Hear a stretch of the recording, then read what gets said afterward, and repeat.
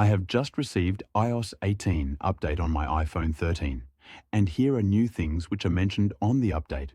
Here are the mentioned words on iOS 18 update. iOS 18 update brings new ways to customize the iPhone experience, relive special moments, and stay connected. Customize your iPhone further by arranging your home screen, lock screen, and your control center in all new ways. Photos deliver the biggest redesign ever to make it easier to relive your special moments. Staying connected with friends and family is even better with new ways to express yourself in messages. A new hiking experience with maps and updates to Wallet enable you to explore the world further.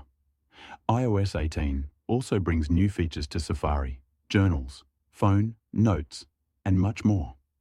If you want to learn more about it, tap on Learn More, and here everything is explained, talking about highlights, home screen, photos, messages, lock screen, Safari, passwords, maps, gaming, wallet, and many more are explained in this page.